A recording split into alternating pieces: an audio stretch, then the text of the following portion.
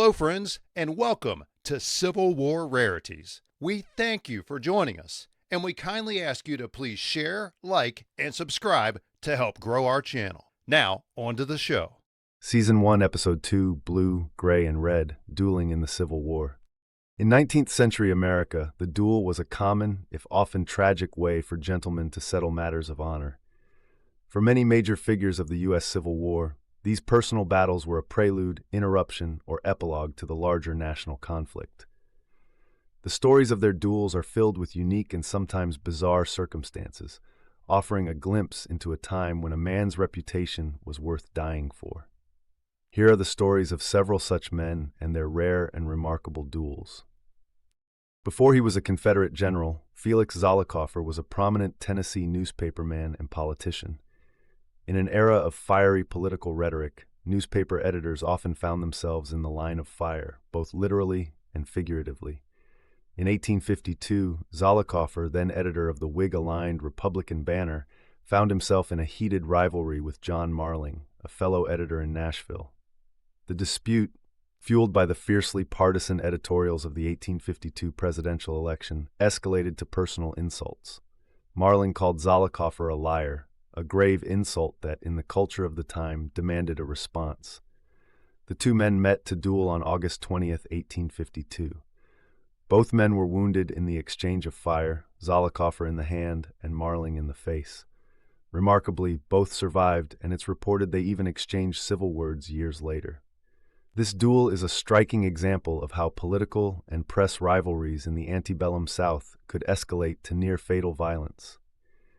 You can still visit the site of their duel today, even though the buildings have changed. Perhaps one of the most peculiar duels in American history is one that involved future President Abraham Lincoln. In 1842, Lincoln, then an Illinois state legislator, anonymously published a series of satirical letters in a local newspaper, mocking the state auditor, James Shields. The letters, written from the perspective of a fictional widow named Rebecca, poked fun at Shields' politics and his love life. When Mary Todd, Lincoln's future wife, and a friend joined in with their own scathing letters, the enraged Shields demanded the author's name from the newspaper's editor. Lincoln, to protect the women, took full responsibility and was challenged to a duel by the hot-headed Shields. As the challenged party, Lincoln had the right to choose the weapons. In a stroke of strategic genius, he chose cavalry broadswords of the largest size.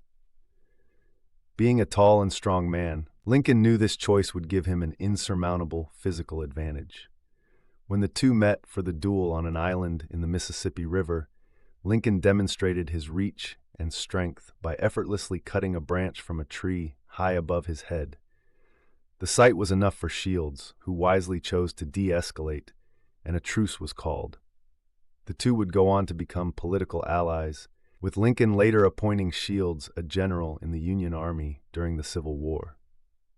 Albert Sidney Johnston, a man considered by some to be one of the finest generals of the Confederacy, also had a history with dueling. Before the Civil War, Johnston was involved in a duel for a uniquely high-stakes prize, command of the Army of the Republic of Texas. In 1837, Johnston was appointed Senior Brigadier General of the Texas Army, superseding the acting commander, Felix Huston. Ol' Hust, a fiery and ambitious man, felt slighted and challenged Johnston to a duel. After an exchange of 6 shots, Johnston was severely wounded in the hip and was unable to assume command. By this unorthodox method, Huston retained his command for a time. This duel is a rare example of a conflict over military leadership being settled on the field of honor, rather than through official channels. Confederate Lieutenant General Nathan Bedford Forrest, the Wizard of the Saddle, was known for his brilliant cavalry tactics and a notoriously volatile temper. This temper led to a brutal and rare confrontation during the war that was, in essence, a duel. In June 1863, Forrest blamed one of his artillery officers, Lieutenant Andrew Wills Gould, for the loss of 2 cannons during an ambush, accusing him of cowardice. Gould, deeply insulted by the charge and his subsequent transfer order, confronted Forrest at his headquarters. The argument became heated, and Gould, believing Forrest was about to attack him, drew a pistol from his duster pocket and shot the general in the hip. Though wounded, the enraged Forrest lunged at Gould, pulling a penknife from his own pocket. Forrest grabbed Gould's gun hand and repeatedly stabbed the young officer. Gould stumbled out of the building and collapsed. Though Forrest, upon realizing his own wound was not mortal, ordered doctors to save Gould at any expense, the lieutenant died from his injuries nearly 2 weeks later. Forrest was never charged but was said to have felt great remorse, recognizing too late that Gould was a brave man he had wrongly accused. This violent encounter stands as a grim testament to Forrest's ferocious character and the deadly consequences of a commander's wrath. Perhaps the most tragic and rare of these duels is the one that occurred between two Confederate generals, John S. Marmaduke and Lucius M. Walker. The conflict between the two men began after the Battle of Helena in July 1863, where Marmaduke accused Walker of failing to support his troops. Tensions escalated during the Little Rock campaign, with Marmaduke openly questioning Walker's courage after another perceived failure at the Battle of Bayou Meadow.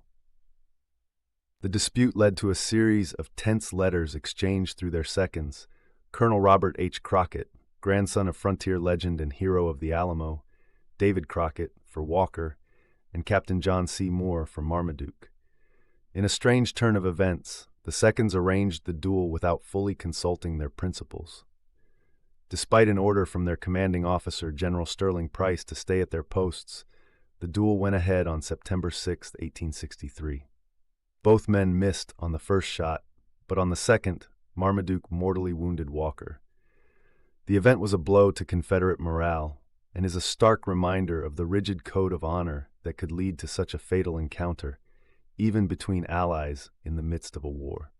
The culture of dueling was so pervasive that several other notable Civil War figures were involved in or narrowly avoided them. In 1861, William A. Lake and Henry Cousins Chambers, rival candidates for the Confederate Congress, took their political animosity to the dueling ground. Chambers shot and killed Lake. In a shocking breach of military discipline, Major Alfred M. Rhett shot and killed his commanding officer, Colonel William Ransom Calhoun, a relative of John C. Calhoun, in a duel at Fort Sumter in September 1862. The duel arose from a personal quarrel between the two officers stationed at the famous fort. Following the bloody Battle of Malvern Hill in July 1862, Confederate Generals D.H. Hill and Robert Toombs engaged in such a bitter argument over the failed assaults that a duel was proposed. Though cooler heads eventually prevailed and the duel was averted, the incident highlights the intense pressures and frayed tempers within the Confederate High Command. Dueling surely is a Civil War rarity, and we thank you for joining us today. All right. So, Bill, what'd you think? Is dueling your thing? No, it's not. It's very interesting that you see this. Most of the stories that we covered are all from a Southern perspective, other than the Lincoln one, but that's pre-war. I'm just not really sure why that is. I mean, I can speculate and make some assessments about why I think that is, but outside of staying at a Holiday Inn last night, I'm not really sure that I have the answer to that. Yeah, that's true. If you look at them, they were all Southern gentlemen at that point. And, it makes me wonder even if you look back to the American Revolution, right? When you looked at the Convention of Congress and passing the Declaration of Independence, there was a distinct difference in cultures between the North and the South. The Southern colonies at the time were much different. And I think you see a lot of that carried over. We're not too far removed from that time. No, definitely not. We're, barely, 60 years from the end of, well, not quite the end, but the Revolutionary period.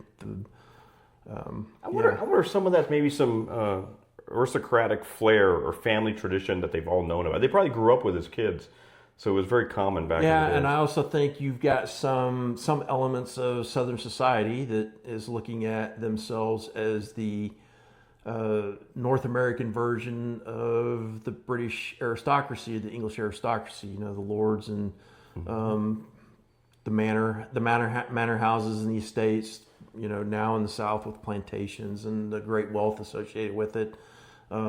So there's probably some of that. We also know that there's a fairly extensive amount of writing that they talk about knights and knighthood and chivalry and, maintaining that, I won't use the word bloodline, but that thought process associated with it. So I think there's some element of truth to that. Yeah, and you talk about the, your honor meant a lot more back in those days too. You know what I mean? Your word was your bond, and it meant something. So when somebody insulted it, you took that personally, and you had to stand up for it, because if you didn't, you know what I mean, that would look bad on you. Not just bad on you, but bad on your family. If you're in a business with somebody, your business partner is going to look at you like, well, if he's not even willing to stand up for himself about this, is he going to be willing to stand up for our business, in this regard, with dealing with somebody else? Yeah.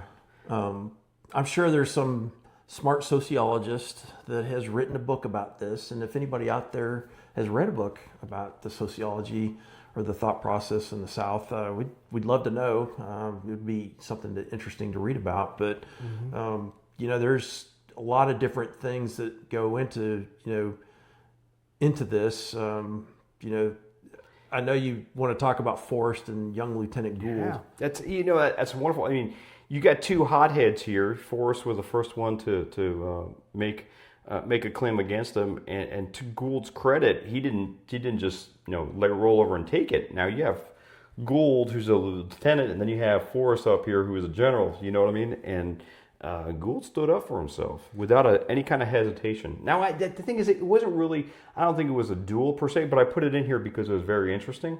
But it was two hotheads in the same room, and one reached for a pistol first. Game's on at that point. Yeah, it's on like Donkey Kong, as the kids would say. Yeah.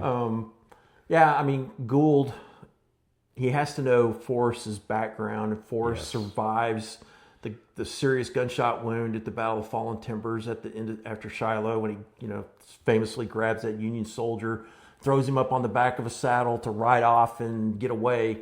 Hey, did he really do that, or was that a little myth?